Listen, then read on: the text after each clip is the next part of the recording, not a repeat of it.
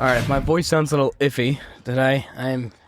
I got the common cold, and I'm battling the cold just as like the Eagles are battling the collapse of 2023. So Yeah, it's looking more and more like the Eagles are headed in that direction of the 2023 collapse than heading in the direction of the 2024, Super Bowl playoff push. And it's happening in a very different way than 2023, Like it's not the way that these collapses are happening, but there are some similarities with the actual collapse itself, with the turmoil, it seems like, inside the locker room, the AJ Brown speaking out because he did that in 2023. He's doing that now this year. the coaching. Yeah, the coaching not being up to snuff, Yep.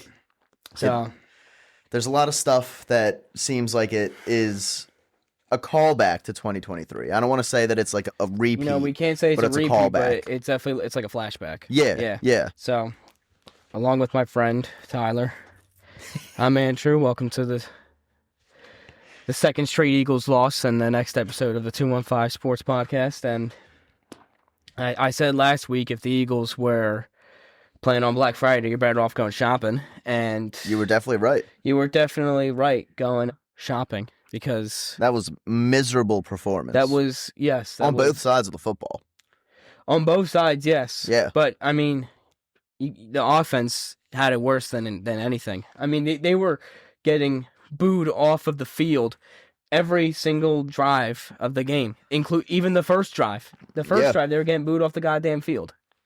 And I do think that the boos are warranted, but after like the whole first half you're booing, don't you think that like you've gotten your point across with this? Like, they've gotten their point across, yes, and then they still continue to go out there and put on the offensive disaster class that they had. And one thing I have to say, because I saw a couple of TikToks and Instagram reels about it, is that people were going out and saying that, oh, the Eagles fan base is fucking dog shit. Why are you booing the team? Why are you booing the team off of the field after this terrible drive? You're 8-3. You just won the damn Super Bowl. Why are you booing the team off of the field? And I have a reason for that. This team, not the team, the fans are, and this, the fans are the most passionate fans in the sports. Yep. This city probably has the most passionate fans out of any other city in the entire country. Yeah. And I give you that. That is a fact. And players know when they come here, if they don't play well, they get booed. Bryce Harper. That's what happens. Bryce Harper on opening day 2019 was booed by the fans after his third AB. I didn't hear anything from that. That just shows how passionate we are and that we care and we want these players to succeed and win. And the media, well, some of the other fans are complaining about that. And the one guy on TikTok was like, I'm a Chiefs fan. I wouldn't be booing if I was an Eagles fan. I would be cheering them the whole game. Yeah. If you had to watch a Kevin Patullo-led offense, and you would be booing, brother. You would be fucking booing. So the reason why we have the booing here is because of the expectations. If this team had no expectations, if this team was just, oh, well, let's just try to get to the playoffs, and that was the expectation for this team, if the expectations you wouldn't be hearing the booing. That they were going to finish 7-10, or if they were just trying to stay afloat, or they were trying to tank for a draft pick, they wouldn't be booing. Exactly. But the expectation, not just around this team, but all the other teams in the city, are that to win the damn championship. The Eagles are expected to win the championship even after winning the most previous Super Bowl. Yeah, there's a chance they can go back-to-back. The Chiefs did it. Why can't the Eagles do it? The Phillies have won back-to-back National League East titles, and they're expected to go back-to-back, and you know what happens? They fold every single year. The Sixers have some of the greatest talents in basketball. Tyrese Maxey, Paul George, Joel Embiid, and yet they can't do anything either. And those are basically the three teams. The Flyers are basically just, trying to make the playoffs. That's about it. But And notice, there's no booing at Flyers games. There's no booing at Flyers games unless it's like a penalty given away. Yeah, but they're not booing the players off the ice or anything like that, and that's No. because there's not the expectation of them there's to no be these expectation world that- beaters, you know? There's no expectation that, the Flyers need to go to the Stanley Cup final. No. Right. The expectation is to have a good season. But that's not the same compared to the Eagles, Phillies, and 76ers. Yeah, the Eagles' expectation is Super Bowl or bust. The Phillies' expectation is World Series or bust. The Sixers' expectation for the longest time has been get out of the second round or bust. And when that doesn't happen, Yes, the fans are going to be very angry. Exactly. And expressing their emotions. That's all I wanted. That's just what I wanted to get out there. That the fans booing, I believe it's just they're showing they're just being passionate and that they want this team to succeed because these teams have high expectations. That's all I wanted to say. Yeah. And when the team meets the expectations that are set, these fans are fantastic. They are the only fans that will truly get behind the team and will them to a better performance. Like when the Phillies in 2022 were going all the way to the World Series, those fans were standing from the first pitch of the ball game to the last pitch of the ball game, cheering pretty much the entire game. If that would I was at one of those playoff games, dude. I was at a couple of those playoff games. The stadium at multiple points was moving during those games. Not because of boos, because of cheers. Cheers, yes. When I was at the game when Reese Hoskins slammed the bat. Mm-hmm. Oh, I can only imagine. That place felt like it was going to explode. Yeah, I bet you that you could feel the ground shaking underneath your feet as you were standing up. You could. Because I could feel the same thing when I was at the JT Real Muto Inside the Park home run game. And when that happened, the entire stadium started rocking back and forth because the entire fan base was jumping up and down, losing their minds. Now, does that sound like a bad fan base to anyone out there? No, because that is exactly what you would be wanting. And as much as I would like to say, like, oh, that would happen in other places, I don't really think it would. Like, if there was Inside the Park home run that was hit, in Colorado, and I don't think it would be the same exact atmosphere as here in Philadelphia. You would hear some cheers, but you wouldn't hear, like, people jumping up and down. The stadium is screaming, shaking, fireworks. You wouldn't hear that because Colorado doesn't have that many expectations. The fans go to Colorado to watch good baseball. Yeah. They might lose by 20 runs, but hey, they're going to see baseball. They go to see offense. They go to see the stadium because Coors Field is beautiful. It's a great stadium.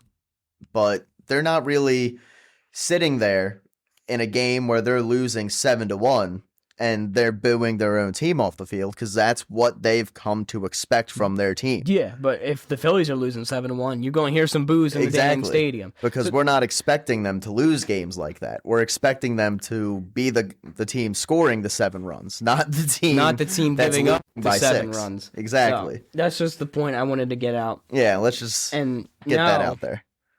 Back to the game. The offense sucked once again. Besides... Shit, what was the name I called him? Besides Statpad Brown. Statpad Brown? Yeah, Statpad Brown had, 2 touchdowns. 10 receptions. 132 yards. Yeah, he got 35 fantasy points, so good to, I guess, any fantasy owners. Maybe that game got you into the playoffs, so... Dude, of course, the 1 week that AJ Brown wants to decide to be a productive football player is the 1 week that I go against him in fantasy football. Yep. And the one game that the Eagles decide to completely shit the bed on all cylinders.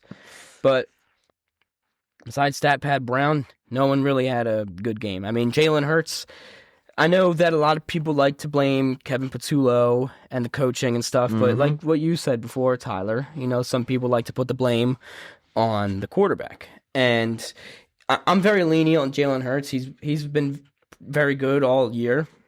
Well, yeah, the game against the Bears was not his best game. No, and he hasn't been playing his best for the past couple of weeks. No, he hasn't. It's been very spotty performances where he'll show up for certain drives, but that consistency throughout the entire game isn't there. Like, he showed up for one of the drives in garbage time. Yeah. Right, It's yeah. garbage time. It doesn't matter. Yeah, like he does, show up in big games when it matters, and that's something that I can't take away from him. No, you can't take away from that, because if you want to look at his Super Bowl stats, exactly. even both Super Bowls were fantastic. Yeah, he's You can't got deny probably the fact that 2 of the top 5 quarterback performances in Super Bowl history, and he's only been in 2. he's only been in 2. So, boom, he shows up when it matters most, and he does show up for those big games and those big moments.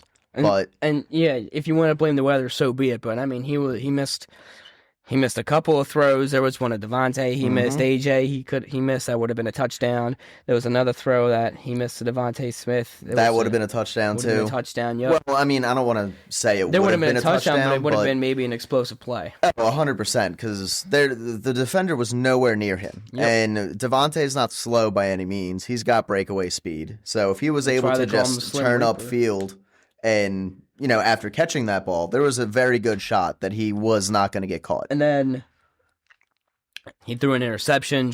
Yep. I mean, it's kind of like, is he forced to throw the football out there? Because he looks like he's playing as if he's forced to throw the football. It's cold, it's windy, and he was not on his game. Saquon Barkley only had 56 yards on 13 carries. Tank Bigsby, 0 carries for 0 yards. Literally played 1 snap. Was on the field for 1 snap. I mean, it's cold and windy, and you've shown that you can't throw the football in these situations. We've said this 2 weeks in a row. You got to hand it off to Saquon. I mean, that's all pro running back right there. Mm-hmm. Are they too scared to hand it off to him?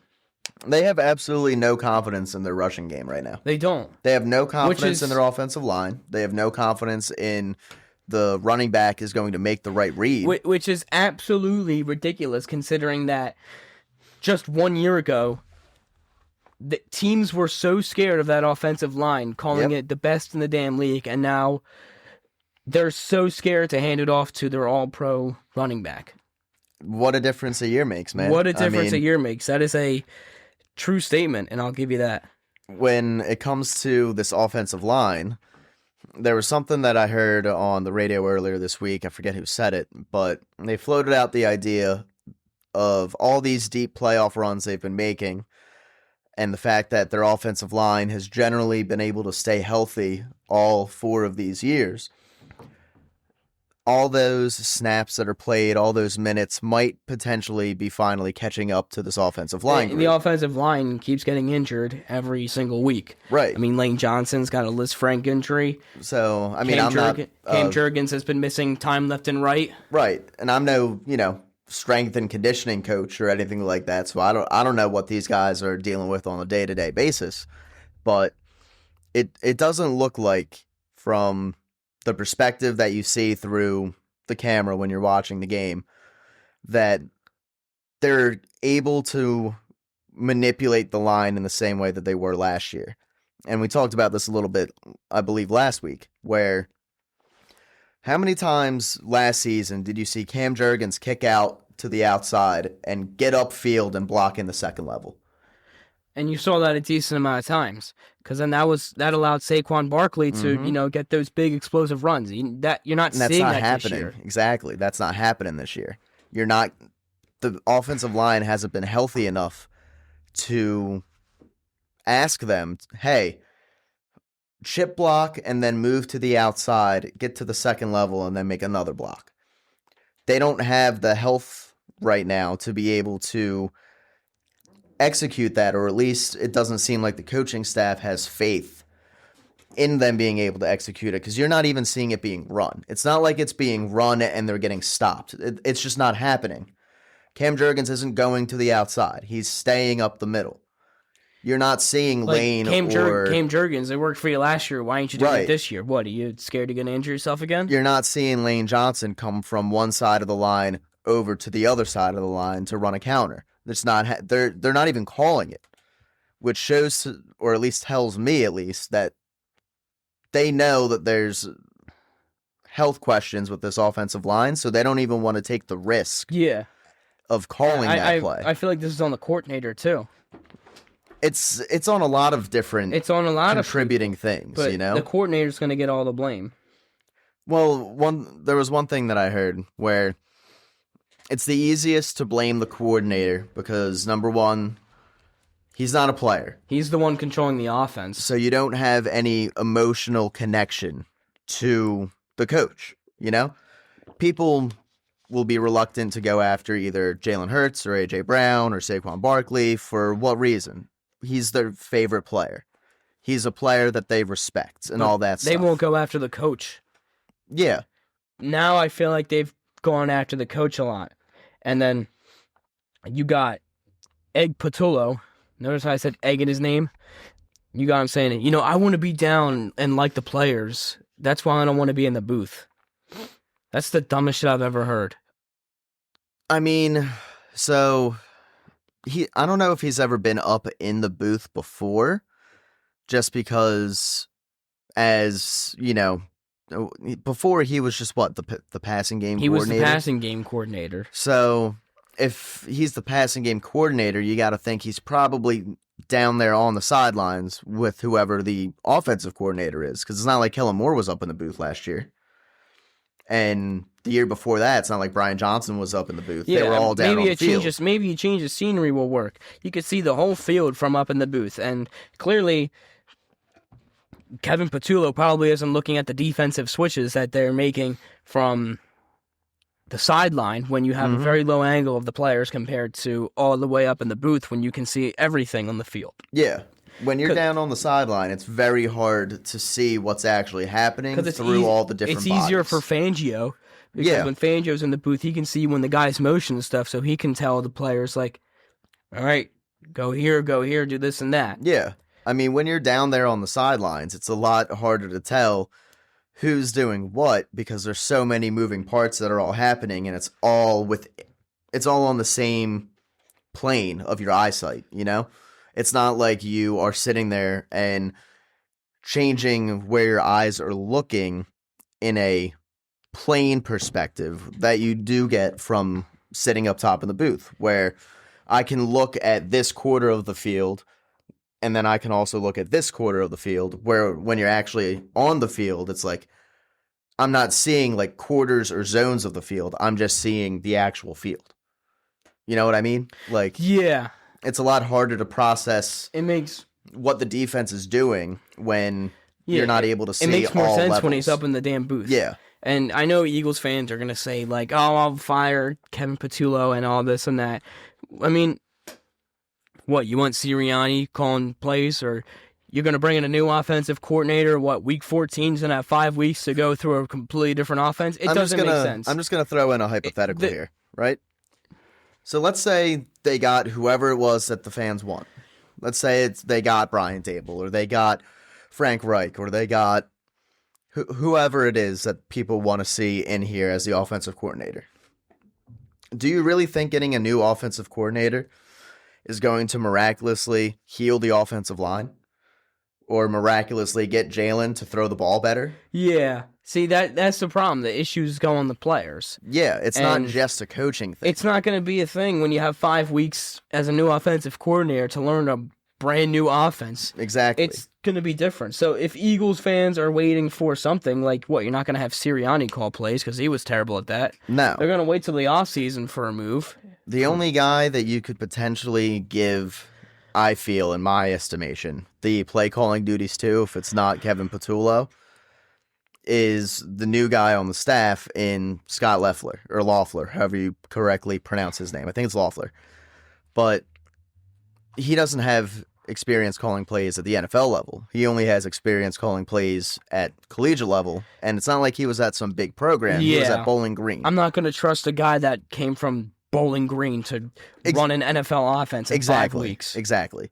So you're kind of stuck with Kevin Patullo, and maybe you could have a situation where, you know, Patullo takes a quarter off of calling the plays, and someone else calls the plays for a quarter or drive, some segment of the game, to see if there's something there that they could potentially tap into. but you're not going to get a full change in play calling at this stage in the season.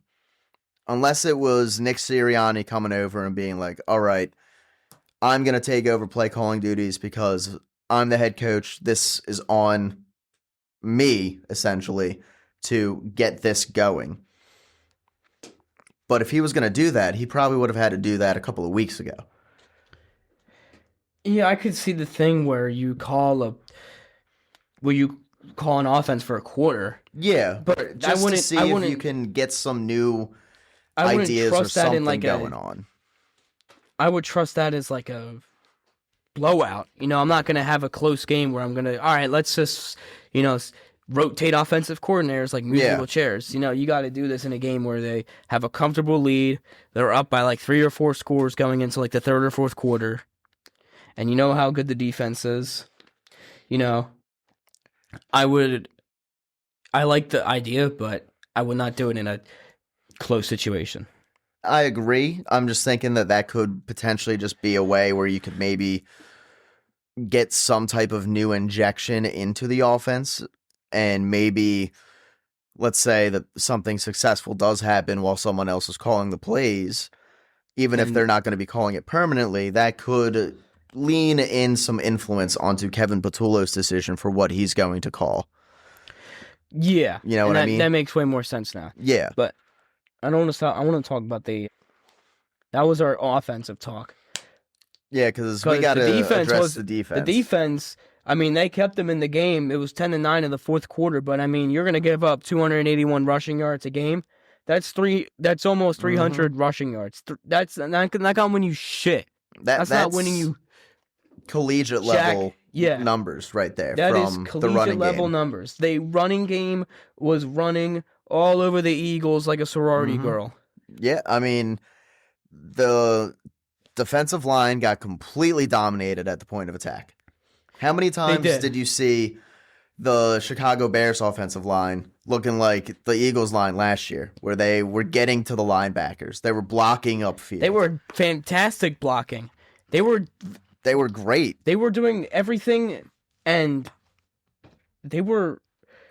I'm trying to think of a word to say this. They were executing on all cylinders. Yeah. When they were on offense. Like, it looked like the Eagles offense from last year, did it not? It did. That was all I kept thinking about. The Bears literally looked fantastic on offense. I'm sitting there watching that game, and I'm like, oh my goodness, the Bears look just like how the Eagles did last year, where it doesn't matter if Caleb Williams throws 2 or 3 interceptions at all, because they're just going to run the ball right down the field. They're going to have former Eagle DeAndre Swift run for 800 yards against them. And I have to admit, it's kind of hard when you're a defense and the Bears' drives are 20 minutes long, driving down the field, 8 to 9 yards a carry, going all the way down from the 20 into the end zone.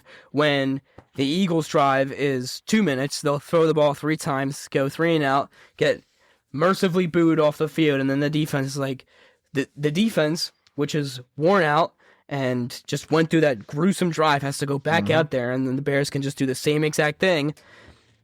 It's like they turn from cinder blocks into haystacks. So there was something that I heard in the pregame up to, the Black Friday game last week that I want to float out here and see what, people potentially think after hearing this information. Because this is something I didn't know. This is something I hadn't realized. But before the Chicago Bears game, right?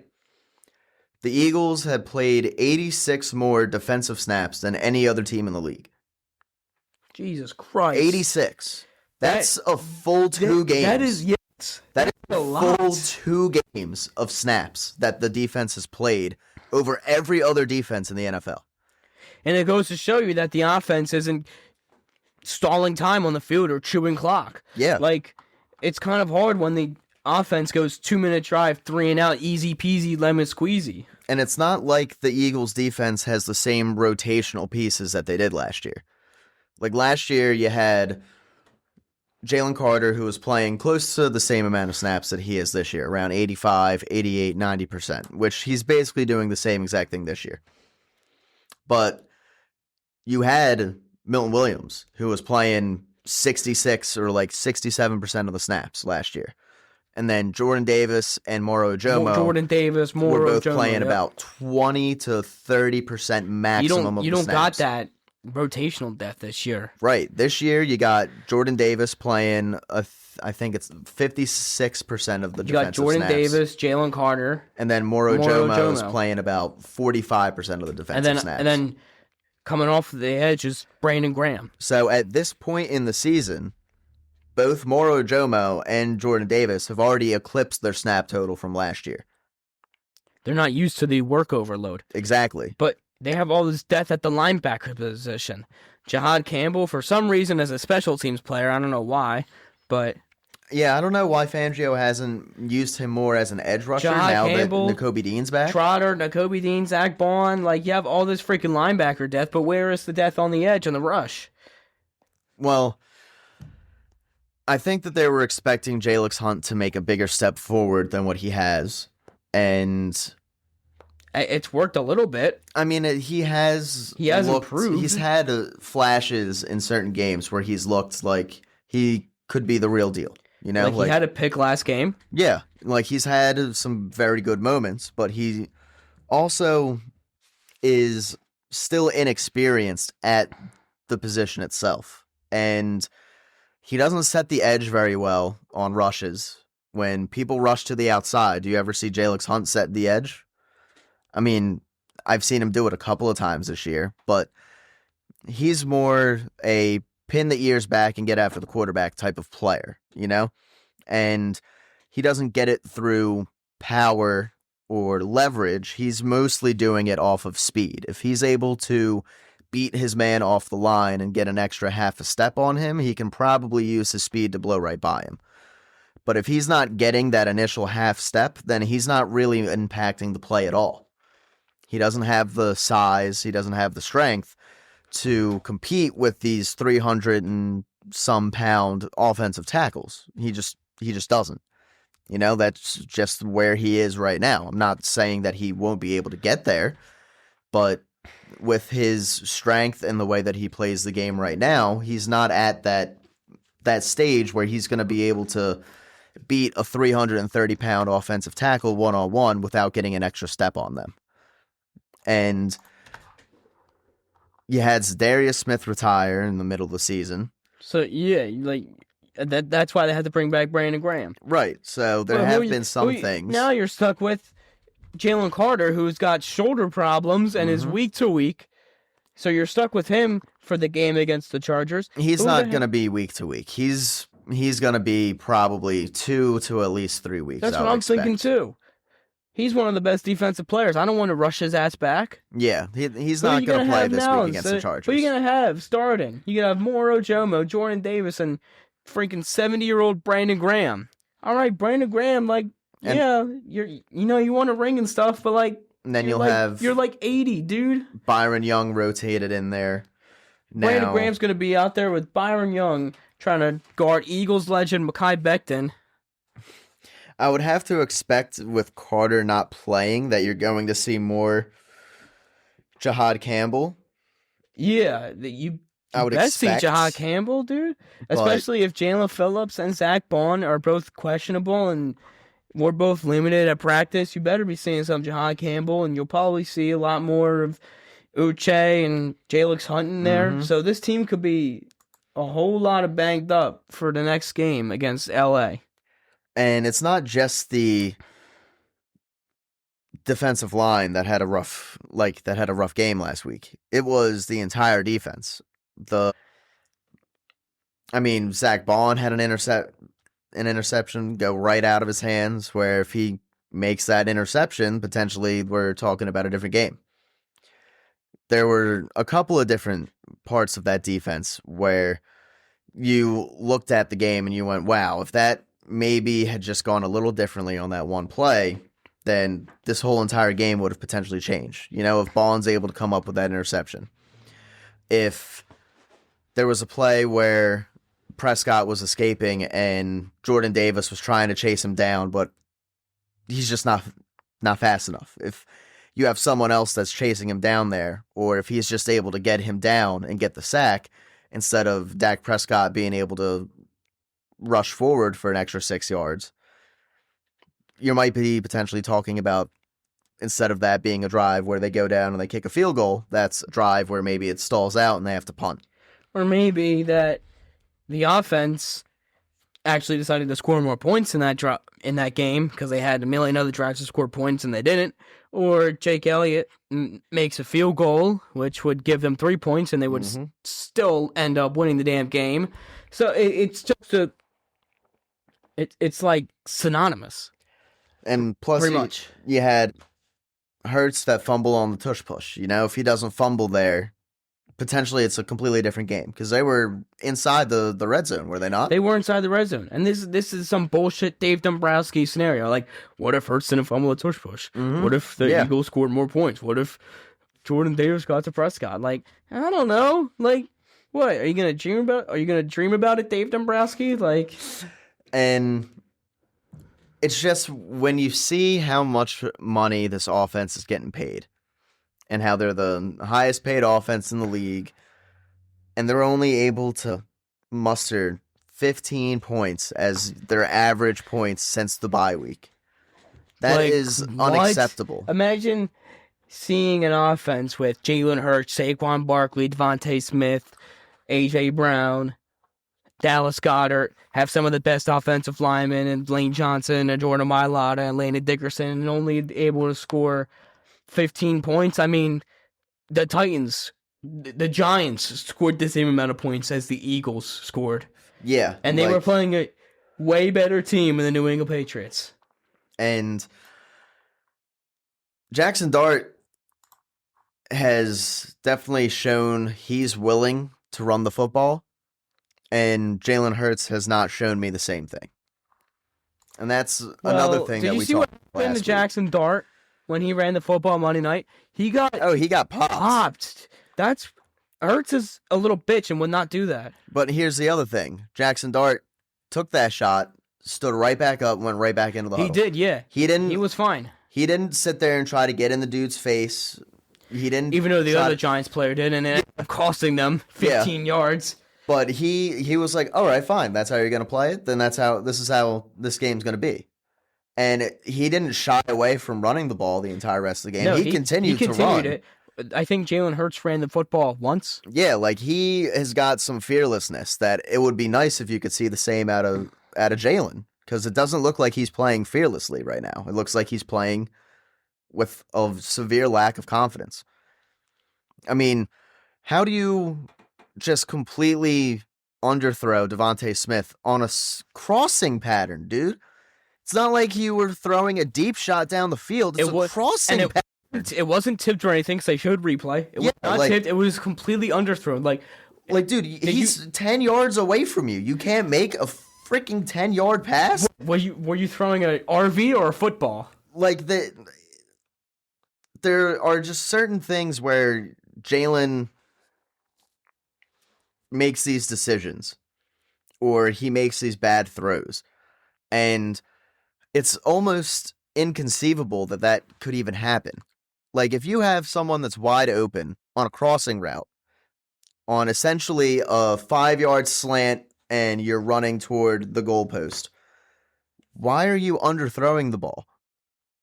How is it even possible that you're underthrowing someone that's 10 yards away from you and throwing behind them?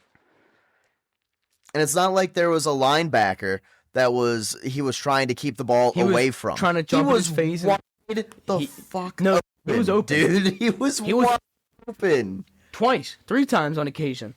And Dallas Goedert running up the seam where there's no linebacker there, and the safety has already cheated down because he's playing the run. Dallas Goedert's streaking straight up the field with no one within 5 yards of him, and Jalen doesn't even see him. No, he doesn't. I don't know.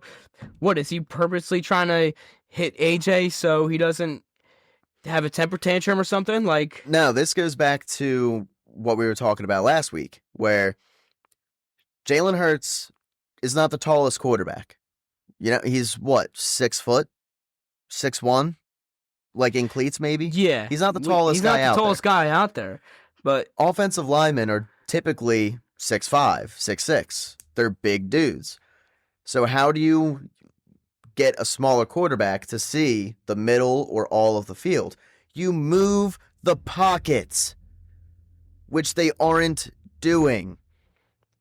When Russell Wilson was having his success with Seattle, was he just standing there like a statue? No. 5 yards behind? No, That's he's what Hurts running is doing. around. He's running around, making plays, extending plays. Every quarterback was doing that. Rodgers, Russell Wilson. I'm trying to think of other good quarterbacks. Like Jalen Hurts is not able to just stand there and be a statue in the pocket and expect to have 285-yard games of success. That's not going to happen. Hurts takes the snap, stands there like he's got the Stonehead effect from Mario Bros. 3, and he stands there like, what should I throw the football to? Do I want to overthrow from 35 yards, or do I want to do a screen pass, or do I want to do this and that? Like you got to get him on the move. And, all right, you maybe don't want to until you see an 800-pound lineman chasing after him. Oh, shit, now I actually got to run for 3 yards and step out of bounds or throw it away or throw an interception. But Jalen's been very good throughout his whole career at avoiding taking those hits. So I'm not worried about him going out there and having to run or having to escape from the pocket, because he's shown he's smart enough to know, I've got some guy that's running 20 miles an hour trying to tear my head off. Let me just go down. You know, he's not being like Jackson Dart where he's running to the sideline and instead of stepping out, he's streaking up it, trying to stay in bounds to get extra yards. That's not Jalen. And with how smart and cautious he is as a runner, it would be nice if you could at least, maybe not even the designed runs, but at least give some RPOs, at least maybe do some zone read handoffs where maybe it's Jalen taking it, maybe it's Saquon. They don't call any damn RPOs. Even if it was just a simple bootleg where you're just getting him out of the pocket where he can see the entire field. Because I'm not the tallest guy. You're not the tallest guy. We're relatively the same height. Right. We're about the same height. We're basically the height of the average male. And that's kind of Jalen. Jalen is only, 2 or 3 inches taller than you and I are? Jalen Hurts, I'm pulling it up on ESPN right now. He is 6'1". Yeah, like I'm 5'10". So Jalen Hurts is 3 inches taller than I am.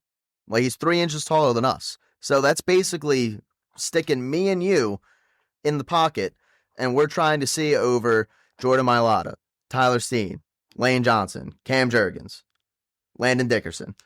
Do you think that we're going to be able to see over top of them? No, but it worked last year. How come it can't work this year? It's the same exact lineman.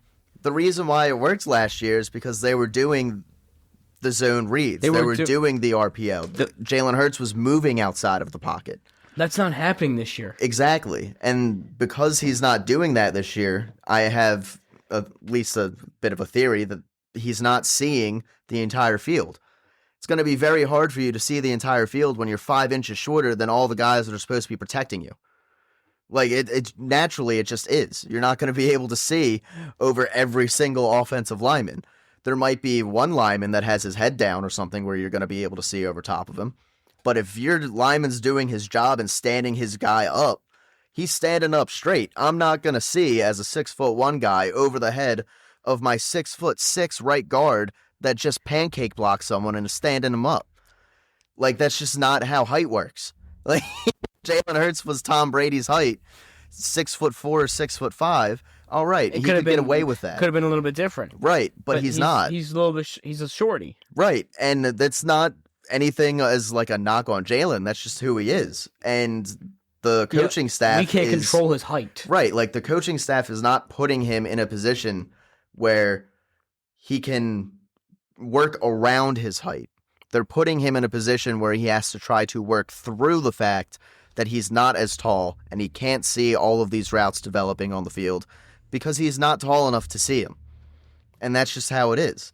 If they were to start doing some designed bootlegs where you maybe get him moving outside of the tackles, not to run, just to pass, Get him outside of the tackles just to find a streaking receiver that he's not going to be able to see.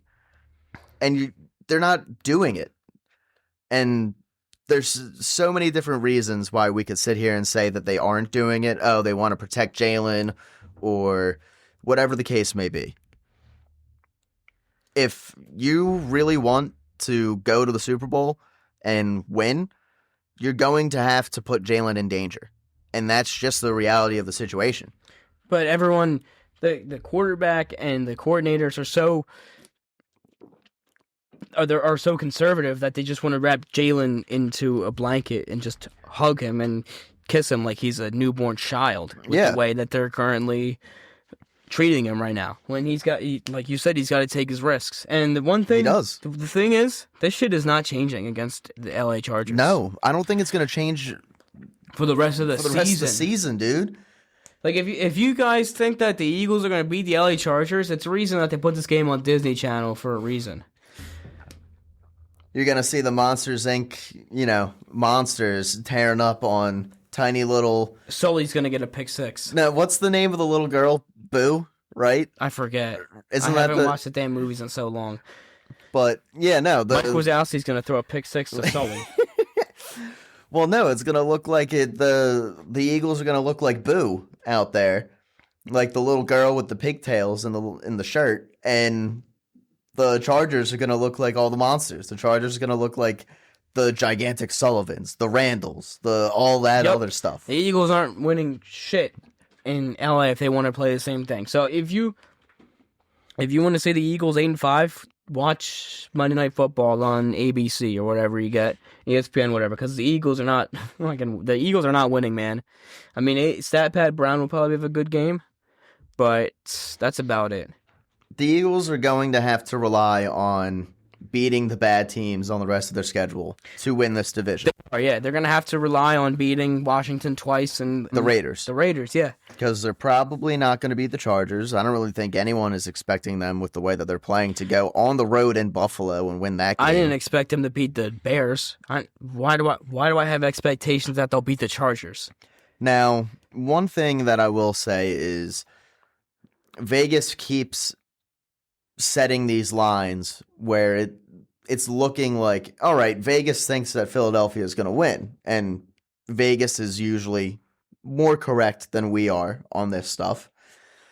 But that same thing happened in 2023, where Vegas kept, if you were to look at the sportsbook numbers from that season, Vegas was doing that same exact thing where, all right, they're setting this line up to make it seem like the Eagles are going to bounce back, they're going to win this game, and it just never happened. It never happens. The Eagles were like minus 300 against the Bears. You know what the Bears did? They fucking curb stomped the Eagles to the ground so hard. They were minus a 7.5 point favorite, I believe. And they got dominated. On all cylinders. And if they want to have any shot at beating the Chargers this week, they're going to have to do some of the stuff that we talked about. They're going to have to get Jalen to move. They're going to have to do some type of creative block scheming in order to get this running game going. But the Bears weren't just throwing the offensive line at the Eagles and being like, all right, Eagles defensive line, you're not as good as our offensive line. How many times did you see tight end go in motion during that game, and the tight end in motion stays in the backfield to make a block or to seal a block? For the Bears? Yeah. For the Eagles? Yeah, for the Bears, yeah, I see that. But for the Eagles... That's what I'm saying. The Eagles are going to have to start doing something like that. You're going to have to start getting more creative with the way that you're blocking for Saquon to have success. Why can't you have a tight end block when you can just throw a 5-yard screen to Dallas Goedert? And also, the thing with Dallas Goedert, how come he's no longer a part of this offense, apparently? The past 4 weeks, he's been basically a non-factor. He was a leading receiver for tight ends at one point, and now he's become... He's had 7 touchdowns for the past 4 weeks. Yeah, but ever since, AJ Brown and this little fucking tantrum, he's become the scapegoat. Yeah. And for some reason, they just seem to forget that they have all-pro tight end that's on their roster. Because they don't throw to him. They don't, yeah. They just don't use him. You have all-pro tight end, but instead, AJ Brown, you cannot, just try me on fantasy. I make $30, $40 million a year, and I want to act like a little fucking bitch. And with Goddard, that shit pisses me off so much, dude. How many times have we seen Goddard make contested catches over the middle of the field? He's got strong and sure hands. He's not some guy that's gonna fumble the football, that's gonna cough it up, that's gonna drop these passes in traffic. No, Dallas Goddard is a very good tight end. Exactly. And we've seen him at his full potential do what he can do. And he's able of making catches in traffic with people draped all over him. We've seen him do it. And for some reason, even when he's wide open, Jalen doesn't throw him the ball, let alone when he's covered. And I don't know if it's the fact that AJ has been so vocal that Jalen has been to the point where he's like, all right, I just want this dude to shut up because it's starting to affect everyone else in the locker room. You have to wonder if that has something to do with it too, where Devontae is not coming out and saying any shit like this.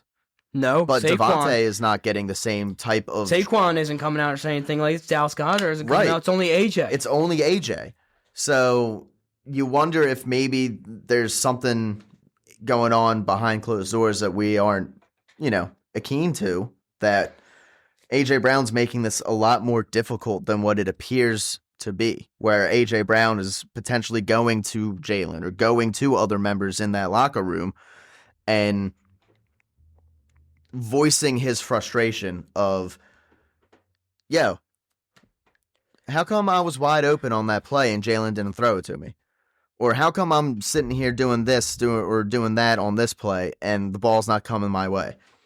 How come I'm blocking for Saquon Barkley and Saquon Barkley's getting 12 touches, yet I can't even get 5? We don't know what's being said in that locker room. We don't know the locker room. We don't have, we're not detectives or anything. Right. So. We don't have little cameras that are set up in there where we can just see what's going on or anything. We're just two dudes that talk about football. We're just two fans that sit here. We talk about football. We talk about the things that we see, and But yeah, we don't see what goes on in the locker room. There could be a locker room problem, and we wouldn't notice. So. And the Eagles usually have been very good at keeping those types of problems out of the media, keeping them away from the fans and dealing with it in the NovaCare complex, where there very well could be a lot more that's being said than what AJ Brown is just saying publicly, and we have no idea. And it's not like those guys on the team are going to come out there and say anything, because if AJ Brown's popping off like this already, and God forbid he sees that someone were to say something that would maybe go in his mind to betray him, how would he react then? If he's a headache right now, imagine if someone leaked something he said in the locker room that he doesn't want to get out there. He's going to be even more of a headache, and people don't want to deal with that shit. It's easier for them to probably just go, all right, just get AJ his targets so he'll shut up and we don't have to deal with this anymore. You know what? That's probably why they traded Garner Johnson. He was probably a headache in the locker room. That's why he got cut from the Texans. He was a locker room cancer, they said. And Baltimore, too. And Baltimore.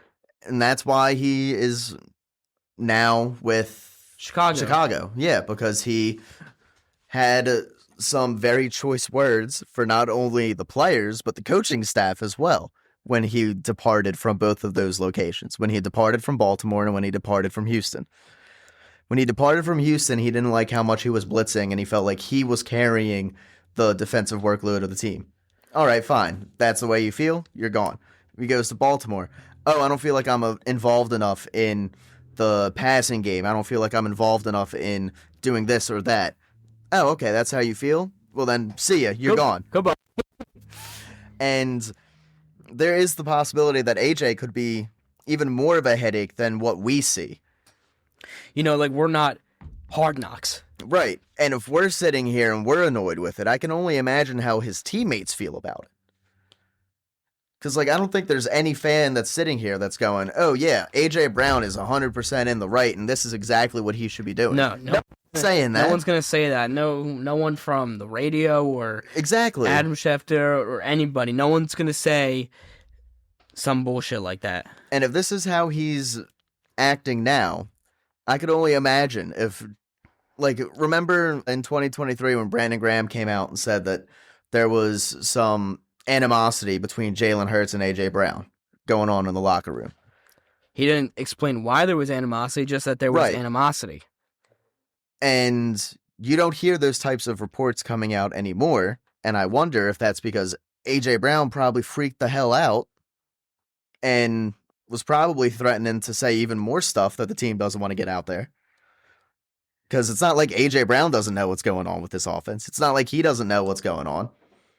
Like, there could be a whole multitude of levels to this whole communication thing where there's a massive, massive problem.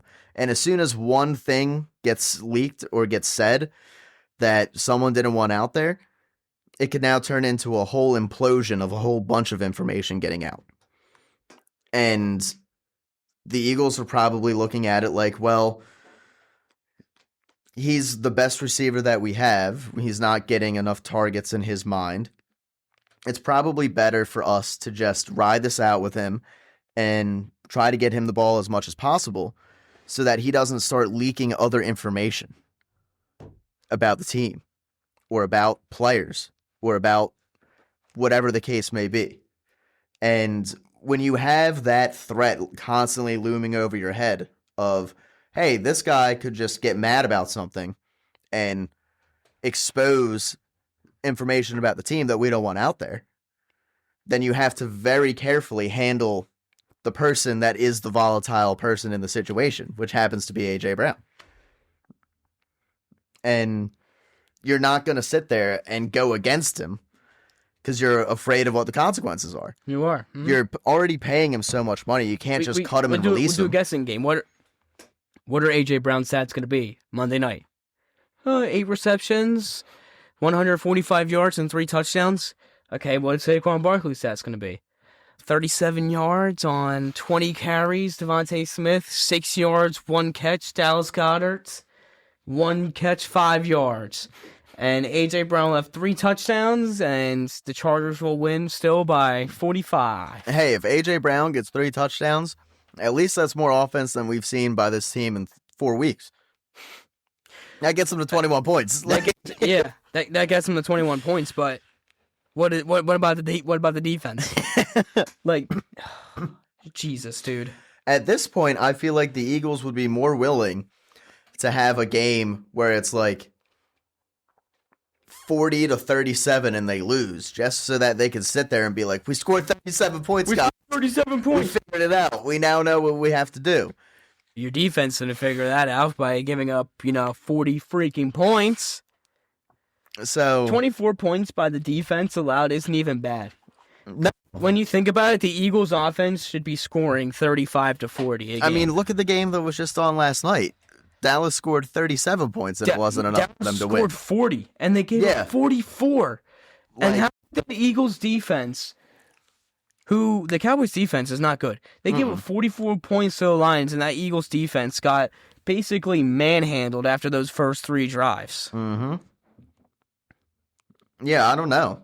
I mean, CeeDee Lamb did end up coming out in that game, which I'm sure did have but a little bit of an impact, but they still put up 40 freaking points. Still, George Pickens is a very good receiver. Javonte Williams, it's not like CeeDee Lamb is like their AJ Brown, where he's the heart and soul. I mean, yes, he's the heart and soul of that offense, but he has players that can support him. Without AJ Brown at the moment, Hurts would look like Nathan Peterman. I mean, Max Brosmer.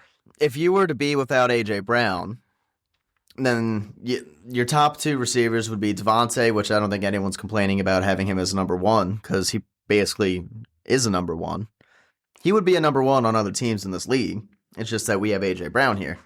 And Jahan Dotson, who Devontae Smith would be number 1 on a lot of teams. Yeah. Even if AJ Brown leaves, he'd be number 1 of the Eagles.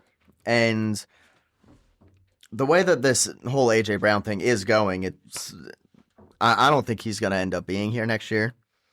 No, I don't think so. You ball out with Drake May for all I care, as long as the Eagles don't have to play the Patriots.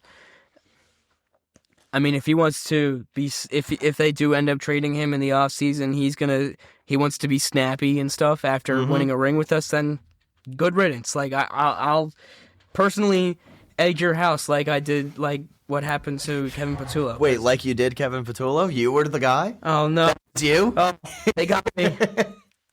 I do want to talk about that though. Yeah, because that's a bit ridiculous. That is. I mean, at first they said rocks, and I was like, "What the fuck? Why are we throwing rocks at the house?" I mean, Jesus Christ, he's not a good guy, but like, you're treating him like a terrorist, throwing rocks at his damn house. And then they came out and said eggs, and I was like, I became a little more like lenient, but still, like eggs, that's childish behavior. I mean, I'm just sitting here and I'm thinking like, all right, what if someone were like, let's say that there's someone out there that's working at, McDonald's, right?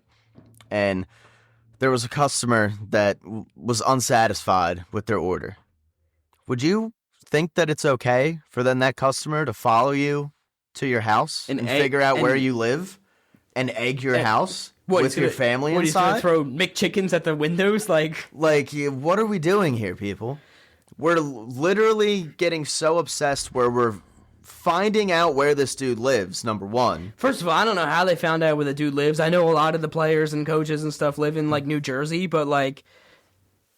I mean, there are ways that you can find it out, but you have to go through a couple of hoops, and you got to do some investigative work to find out where they live in the first place. So have you seen the South Park episode, Make Love Not Warcraft, where they're all playing World of Warcraft, and they got to deal with that one fat ass? That's, like, the one fat guy, like... Yeah, here I'm finding Kevin Patullo's address. Like that kind of reminds me of that character from South Park. Seriously, guys, we're getting to the point where we're so obsessed as a fan base that we're stalking where this guy lives and throwing eggs at his house. This never happened to Brian Johnson. Think about that, guys. We're stalking him. The fan base is stalking Kevin Patullo. They're following him out from the parking lot, from the games. They are finding out where he lives, which is why. Why are you taking your free time to figure out where the offensive coordinator lives? And then they're going out of their way to, let's go buy some eggs. Let's drive up to his house and let's just egg it. Let's just throw these eggs at him, because we're displeased with the football game. That's like childish shit. That you're gonna get the police are gonna investigate that shit, and then you're gonna be like, oh, so you were the dumbass 16-year-old that threw eggs at Kevin Patullo's house. Nice job, kid. You just earned yourself a mark on your criminal record. Like, have fun trying to get a good job now. Have fun trying to explain that to any sane-headed individual where you're going to an interview process. Imagine, imagine you're on a first date and you tell the girl, like, yeah, I got a criminal record, and then what? I'm a bad boy. Wait. What'd you do that was so bad? Someone's house because I got mad they weren't playing good football. If I was a woman, I'd walk up and leave the damn table or the venue like almost immediately. Dude, it doesn't matter if I'm like. I'd be like, I'm going to the bathroom and call an Uber. Dude, if I'm the hiring manager at McDonald's and I'm bringing you in for an interview and I gotta ask you have any felonies on your record? Oh yeah, I have one. Really? Can you tell me more about it? Well, what happened? I egged someone's house because I didn't like them playing football. That's the dumbest shit I've ever heard. Like, you egged someone's house because you didn't like what they said or you didn't like what they did? What are you going to do to people here when they say something that you don't like? What, if you get mad at a customer, what, are you going to throw their order at them? Yeah. Like, dude, I can't trust you. Like, get out here. I'm not hiring you. What if you get in an argument with a coworker, you're going to take the hot frying oil and just throw it at them? Yeah. Like, come on, guys. This is a bit ridiculous. It's ridiculous, man. And there are many times where I'm very happy that this is where we live and these are the teams that we root for. And But at the same time, it's there ridiculous. are points where you cross the line. And anytime that you're doing something to someone's house, that is crossing the line. This never happened, and I mean, Kevin Patullo is bad, but he's not as worse as Ben Simmons and Nick Castellanos, and like I'm trying to AJ think. Brown got his car stolen from him last year, didn't he? Or who was it on the team that got their car stolen from him God. last year? Who was it? Oh, I forget. It was someone. I know someone got their car stolen from them. Do you really think that whoever that player was is now going to sit No, there? it was AJ. Yeah, Brown. it was AJ Brown. Do you see AJ Brown searching out where this dude's living, where he's hiding his car, and going to his house to go egg his to house? intimidate him? No. Like it's not a situation like where someone tried to break into Fletcher Cox's house and Fletcher Cox called the police like, I'm gonna kill this guy. Yeah. Because that's an act of self-defense. exactly. Like if someone broke into my house, yeah, I'd if I had a shotgun, I'd be like, yeah, I'm gonna fucking blow your brains off. You don't get the fuck out of my house. Well, yeah, because you kind of have to say that Yeah. to get the dude to That's leave. self-defense. Like I'm not just gonna be like, oh, here you go. Come on and steal stuff into a chair, put a bag over my head. The TV's Like- sitting right here. You can unplug it and stuff. I'll just buy a new TV later. Like, no. And I understand that it's not to that level what happened with Kevin Patullo, but like we got signs that people are paying money for, so, like billboards and advertisement signs saying fire Kevin Patullo. There's firekevinpatullo.com, which I Fire guess Kevin Patullo Instagram and TikTok, and it's just like, yeah, he'll get fired, but it's not going to happen until the off season. and also he's not the only one to blame for all the issues with this offense. Like, as we said previously, Oh If my you were god, to it's get- an actual website? yeah, Oh, it's a real website, Holy firekevinpatullo.com. shit, I'm looking at it right now. Yeah, I know. I've seen it. I've been to the homepage. This is like- this is hilarious. It is. It is hilarious, but it is a little like, really, guys? We're buying a whole website domain with the name Fire Kevin Patullo, and we're dragging him. You can make free websites and stuff, but like, still, not gonna lie, this is pretty funny. I'll give him that. It's No, it is funny. it's creative. Yeah, and it is funny, but that was where it should have stopped. It shouldn't have continued to it let's shouldn't- go egg this guy's house. The website is, a funny gesture, but it's not at the point where like, yeah, let me just go egg someone's house. Like, Like, dude, he's got kids. yeah, children. Like explain. Try to go home if you have children and explain to your kids. Yeah, I got my house. Why did we get the house egged? Oh, because I'm awful at my Because I'm job. at my job. Like, Like, really? That's that is- why That's crazy. you didn't do anything personally to anyone. You're just bad at your job, and people are going out of their way to scare you, scare your wife, scare your kids. Like that. Why? It's a joke, man. Can- It's a childish act, and Like to the it doesn't people. belong in the sport. To the people out there that like agree with it, or to the people out there that did do it, or whatever the case may be, why? What was your motivation for doing Yeah, it? what was the motivation? Like, eggs is kind of fucked up. I mean, Like, oh yeah, I'm gonna egg Kevin Patullo's house. That'll really show him to get a better game plan together for next week. I don't know how I feel Like- about toilet paper, but toilet paper is still disrespectful. Like, but like honestly, if you were doing a bad job at your job, and someone came by and egged your house, is that gonna make you just all of a sudden miraculously perform better at your job? No. Just because some eggs ain't gonna give you a freaking good luck charm. It's not like a fortune cookie's gonna appear out of the egg. So like that's why I'm like, what was the motivation behind this? What do they think this was gonna do? It's ridiculous, but so I'm gonna do it. I'm gonna call it here because I mean, at this point we'll be back here next Friday talking about how bad that the Eagles are gonna be playing. Who knows if they lose again? It might be rocks next time that get thrown at his window, at his house. It might eggs. be rocks. It might be. Let's hope it's not rocks. Yeah, let's hope it's not. But I mean, with the way that these fans are acting, I wouldn't put it past them Yo, to I'm do gonna anything link at Kevin. this point. I'm gonna link the Fire Kevin Patullo in the description. So check it out, guys. Fire Kevin Patullo. It's a funny website. Yeah, like if any of you thought that I was like joking, no, like that's not a joke. There's a whole ass website It's that's funny, called it's funny, guys. firekevinpatullo.com. So check out that website. Check out our show. Don't check out the WIP morning show because they suck. Instead, check out our show. And please don't go driving around to coaches' houses Don't and don't doing illegal activities. Don't egg people's houses, guys. Don't be retarded. Just like, why would you even put yourself in that situation where you could be arrested? Hey, man, what did you get arrested for? I threw some eggs at this guy's house. What? Like, huh? It's a joke, dude. It's a joke.